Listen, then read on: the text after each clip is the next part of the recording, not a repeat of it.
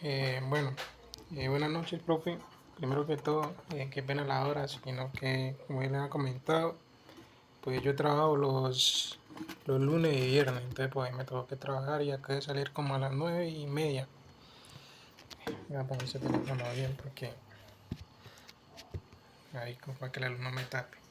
Entonces, bueno, yo voy a hablar sobre la entrevista cognitiva aplicada a los niños. Entonces, pues primero como introducción, sabemos que la entrevista cognitiva fue una técnica desarrollada por el autor Fischer y Heiselman, que especialmente se aplicaba a adultos, pero también pues salió efectiva a los niños, pues agregándole pues nuevas técnicas, nuevas estrategias para desarrollarlas.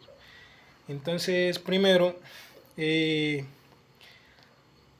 la entrevista cognitiva para niños debe considerar las capacidades cognitivas del lenguaje y cada etapa del desarrollo. Bueno, lo que yo entendí es esto de que cada etapa del desarrollo es que depende del nivel que esté el niño, ¿no? Digamos, si el niño está en etapa preescolar, en etapa escolar, en etapa pues ya más avanzada del colegio, pues eso también influye.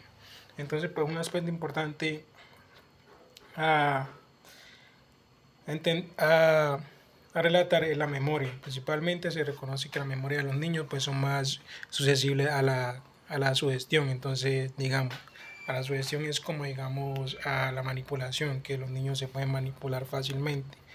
Entonces, para eso se desarrollaron unas técnicas que yo voy a hablar más adelante, pues ya las dijeron mucho en clase, pero pues y son como otras técnicas diferentes también. Entonces se toman precauciones para evitar la contaminación de la memoria. Entonces, pues digamos, la contaminación de la memoria es que las prevenciones, el uso de técnica, incluso hay una técnica que es la entrevista por pasos de Yuiji, que la va a mencionar más adelante, que pues ella lo que hace es que se encarga de minimizar digamos,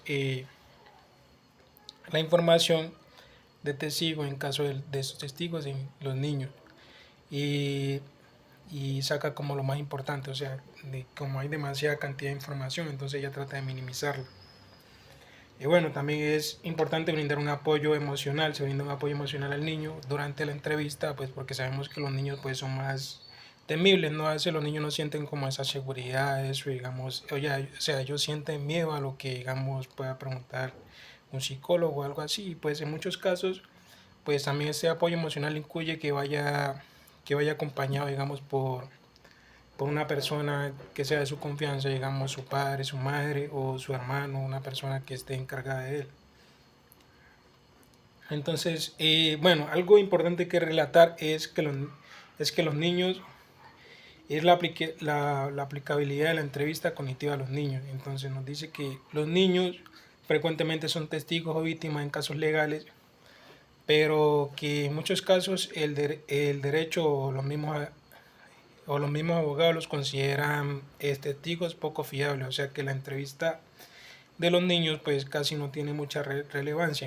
En cambio ahí entró, digamos, los psicólogos jurídicos entraron a intervenir ahí y dijeron no, los niños sí pueden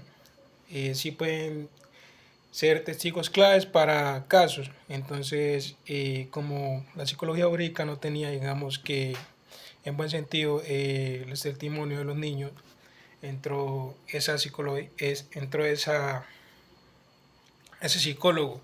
Y en ese caso el psicólogo tiene que ser especialista, digamos, aplicando técnicas forenses, en esas técnicas que puedan dar, digamos, testimonios válidos de los niños.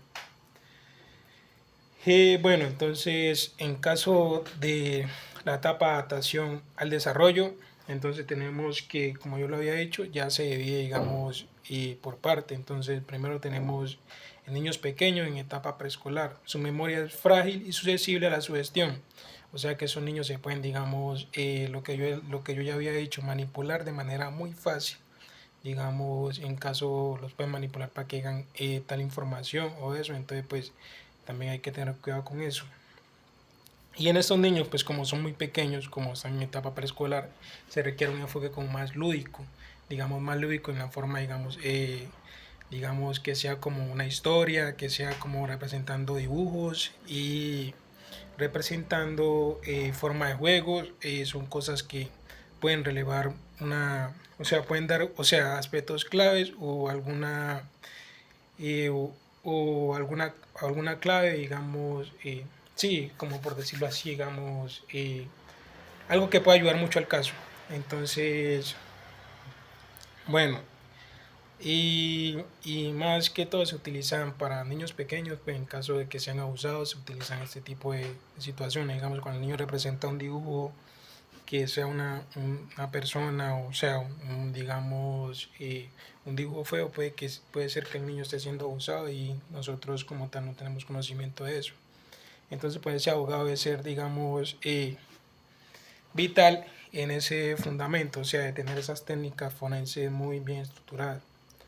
Entonces nos dice que esa entrevista en esos niños pues tiene que ser tiene que ser muy corta porque pues sabemos que los niños en etapa preescolar no es que sean digamos muy pacientes o muy digamos si es mucho tiempo entonces los niños les va a incomodar eso y tiene que ser digamos muy relajado que ellos lo sientan más que todo una forma de divertirse o eso pues ya teniendo en cuenta que el psicólogo pues también le comenta al niño así sea el niño pues no tenga digamos la capacidad todavía de entender de qué se trata la situación, de qué se trata el caso. El niño en edad escolar, su memoria y lengua es más desarrollada, pero son vulnerables a la influencia, o sea, todavía se pueden manipular esos niños. Pero pues la memoria ya está un poquito más avanzada, pues aplicarla de una forma diferente.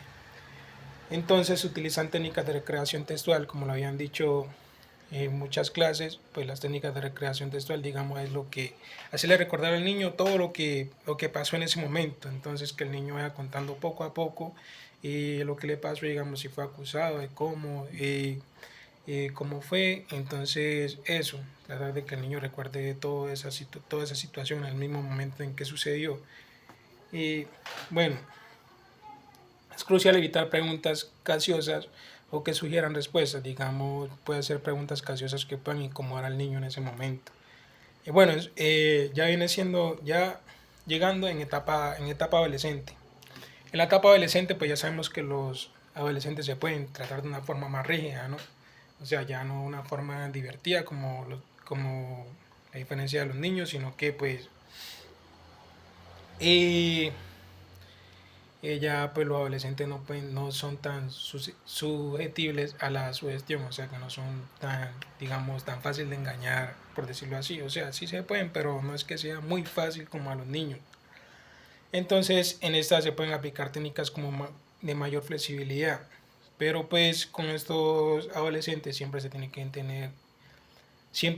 tiene que tener, digamos, una forma respetuosa de hacer, digamos, ese tipo de entrevista, que el adolescente también se sienta seguro, que no se sienta, digamos, que se quiere manipular el caso por alguna situación. Eso está todo raro, porque no me ve bien. Bueno, continuando, ya lo pongo así. Eso.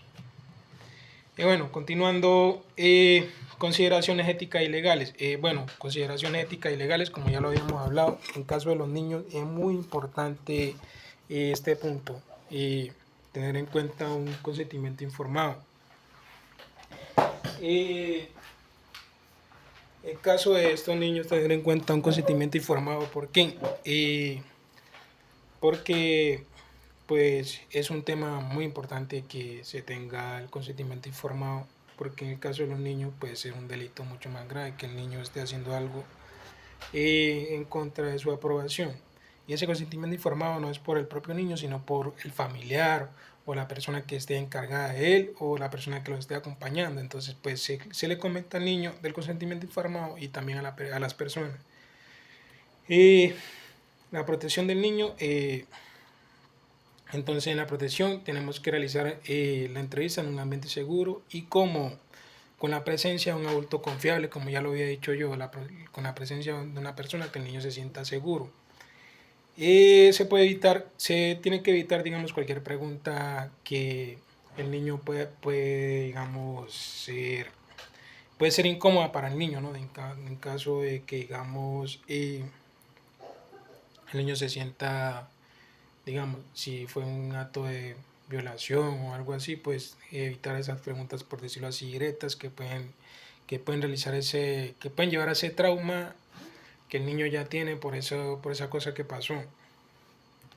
Entonces la validez del testimonio es una cosa muy importante. Entonces, para la validez del testimonio depende mucho del psicólogo jurídico.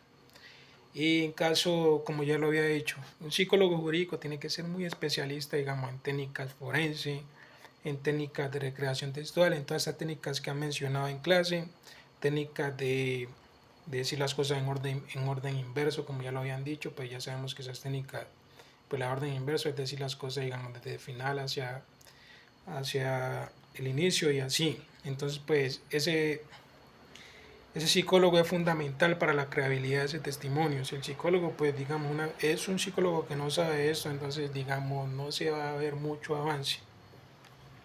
En investigación de uso, bueno, ámbitos de aplicaciones donde se puede aplicar. En investigaciones de abuso infantil y la entrevista cognitiva puede ser un aspecto muy clave en las investigaciones de abuso infantil, porque puede ayudar a tener información precisa y detallada sobre experiencias traumáticas. El testimonio en casos judiciales, digamos, los niños pueden ser, digamos, una persona muy clave, un testigo muy clave para esos testimonios, ¿no? Digamos, si el niño vio que asesinaron a una persona, entonces, pues, puede ser muy clave que el niño pueda, digamos, revelar a ese criminal, ¿no? Evaluación de víctimas de delitos, evaluación de víctimas de delitos. Entonces la ES puede ayudar a evaluar el impacto psicológico de un delito en un niño y planificar intervenciones de apoyo. Entonces, lo que yo entendí de evaluación de víctimas de delito es que, digamos, la entrevista cognitiva puede, digamos, determinar cómo se siente el niño, si me hago entender, cómo se siente el niño y tratar de buscar una ayuda para niños. Pero también se me hace que la evaluación de víctimas de delitos tiene digamos, algo también que puede ser muy importante, digamos, cuando, si, digamos, ya el que comete el delito sea un niño, entonces, no sé cómo sería eso, o sea, la evaluación de víctimas de delitos,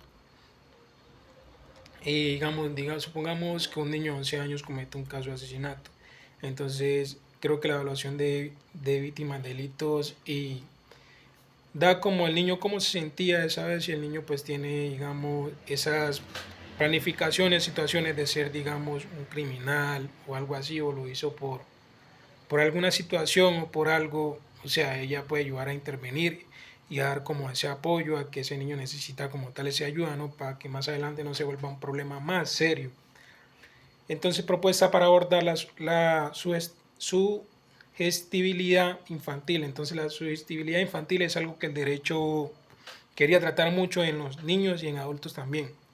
¿Por qué? Porque el derecho se dio cuenta que la mayoría de testigos de testigos se manipulaban muy fácil, o sea que la entrevista cognitiva podía fallar debido a esa sugestibilidad, ¿no? Así había una persona que quería, digamos, manipular a ese testigo y en ese caso, ¿no? Entonces por eso se hicieron, digamos, todo ese tipo de técnicas para ver si la persona está, para ver si el testigo estaba mintiendo o no, en ese sentido. El memorando de la buena práctica, entonces primero tenemos esos tipos de entrevistas. Tenemos en primer lugar el memorando de la buena práctica de Davis y Westcott, que fue creada en 1999. Entonces lo que yo entendí de esta es que esta se hizo para la obtención de testimonios en los niños, ¿no? Que esta fue la primera en que se enfocó en como minimizar esa sugestión que yo ya había hecho, ¿no? Esa sugestión, o sea, esa manipulación hacia el niño. Y que el niño no estuviera, digamos, presionado en el momento de dar el testimonio. Que minimizara su estabilidad y la presión, como ya lo he dicho, que el niño fuera un agente libre, o sea, que pudiera expresar todo su testimonio y de forma libre, que así pues se podían sacar muchas cosas mejor. Entonces sigue en segundo lugar la entrevista por pasos de Yuichi. Esa fue creada en 1993. Esa autora se dio cuenta de que, en caso de el testimonio de los testigos tenía a veces demasiada información, era mucha información que no se llegaba, digamos, a lo concreto, a llegar al caso lo que quería, o sea, a llegar a una solución muy rápida. Entonces, Yuichi dijo que se tenía que agarrar la información del testigo y, o sea, no ignorarla, pero sí sacar lo más importante que pueda dar un avance más rápido a la investigación. Entonces lo que Yuichi hizo es crear un método paso por pasos para minimizar toda la información y que se sacara de manera más estructurada y la información del testigo, que pueda desarrollar el caso de una manera más clara. Y ella utilizó técnicas como el recuerdo libre y el interrogatorio dirigido. ¿Por qué el recuerdo libre? Porque se dio cuenta que el recuerdo libre el niño podía decir muchas cosas. O sea que sin necesidad de la sugestión, de que estuviera presionado, el niño podía decir muchas cosas. Entonces ella se encargaba de todas esas cosas, minimizarlas y volverlas como una forma más corta y clara. Entonces la entrevista de SBA, que le han hablado mucho en clase, que su nombre es análisis de validez de la declaración. Como su mismo nombre lo dice, ella se encarga de analizar toda la declaración y ver si es válida o no, si coincide o no. Y como tal lo habíamos hablado en clase, que pues de nada nos sirve, digamos, un testimonio que digamos que al inicio el niño diga, sí, esto pasó de tal forma, de eso, y entonces pues si le hacen una pregunta, lo cuenta de otra forma. Entonces eso, digamos, en caso de que hayan dos testigos, uno lo diga de una forma y otro lo diga de otra forma. Entonces pues, y lo que hace ella es ver que si la declaración es tan válida o no. Entonces pues eso se veía mucho en unos casos de jurídica. El profesor nos comentó que a veces pasaba que, o sea, la señora se dejaba con el esposo y pasaba que mandaba a la niña o al niño a decir que el papá lo había violado. Entonces, pues digamos, esta parte de entrevista es muy clara, es muy válida en ese momento de la declaración del niño, ¿no? Que digamos, el análisis va más basado en criterio, entonces pues ya a ver si como tal la persona está mintiendo o no. Y bueno, importancia de la entrevista cognitiva en la psicología jurídica. Tenemos la entrevista cognitiva, es una herramienta valiosa para obtener información detallada en caso de los testigos y precisamente en los niños también. Bueno, es importante adaptar las técnicas a las necesidades y capacidades cognitivas de los niños. Sabemos que, como ya lo había mencionado, cada niño tiene una capacidad cognitiva diferente y dependiendo de la etapa en la que está también así mismo se va haciendo. Bueno, la entrevista cognitiva pudo utilizar para responder a la preocupación sobre su estabilidad infantil y para obtener información fiable en casos legales. Entonces, como ya lo había dicho, también se hizo, digamos, para en caso de que esa sugestión, ¿no? En caso de que las personas no sean tan manipuladas. Bueno, ejemplos prácticos de cómo presentar cada uno de los 4 procedimientos. Eh, neomotécnicos, o sea, una forma más técnica en la SI de los niños, o sea, en el coeficiente intelectual de los niños. Entonces, hay unas técnicas que ya lo habían mencionado en las clases, que solo van a mencionar su nombre porque como tal pues ya lo dijeron todo. Entonces es primero la recuperación mental del contexto y segundo el contar todo en orden, tercero orden inverso y cambio de perspectiva. Entonces pues eso pues no es importante que hable de eso porque ya lo mencionaron. Bueno, algunas dudas concernientes a la aplicación del coeficiente intelectual en menores. Algunas dudas que quedaron es que que algunas investigaciones aparecían erróneas, ¿no? Y que aumentaban significativamente. Entonces, en caso de que yo ya lo había mencionado, ¿no?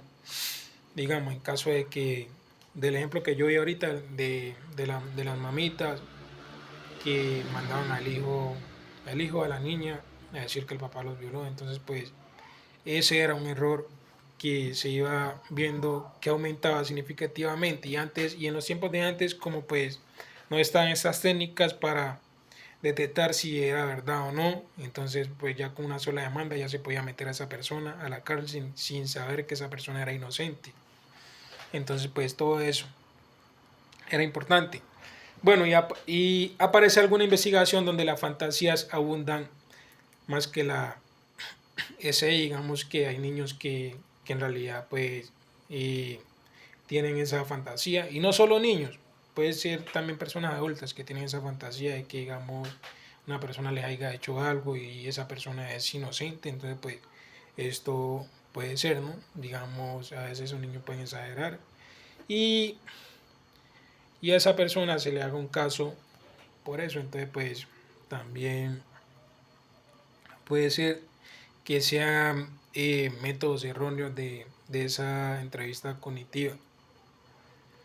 Entonces, ¿existe alguna investigación en la que se haya diferencia de la entrevista cognitiva y la entrevista estructurada? Entonces, pues como ya lo había mencionado, si una historia concuerda al principio y al final no concuerda, entonces pues no hay un caso, o sea, no hay un caso que como tal se determine si, digamos, ese testimonio es válido o no. Entonces, respuestas del coeficiente intelectual en problemas que afectan a la entrevista forense. Entonces, la demora y el coeficiente, entonces nos dice que en la demora del coeficiente intelectual es efectiva incluso después de un periodo de tiempo prolongado. O sea que, digamos, la entrevista puede ser, digamos, si es prolongada, la entrevista es efectiva, así sea dependiendo del coeficiente intelectual, ¿no? Repetición de la entrevista, el coeficiente intelectual, pues ya dependiendo de eso también, pues la entrevista puede ser efectiva y repitiéndola una, dos o tres veces, que como tal sí concierne, y también dependiendo del coeficiente intelectual del niño, así mismo se hace. Inmunización, que esa nos dice que el coeficiente intelectual puede inmunizar contra la sugestión, especialmente cuando se lleva a cabo antes de introducir información falsa. Entonces, digamos, el coeficiente intelectual, dependiendo del niño, ¿no? Pues ya y sumación, sabemos que los niños de preescolar son más fáciles de tratar, los niños de escolaridad, y ya otros niños más avanzados pues ya vienen siendo un poquito más complicados. Entonces pues ya esa insumación sería un poco más complicadita. Y por último tengo esta frase que dice: abrígales la infancia y no pasarán frío el resto de sus vidas. Y con eso me despido.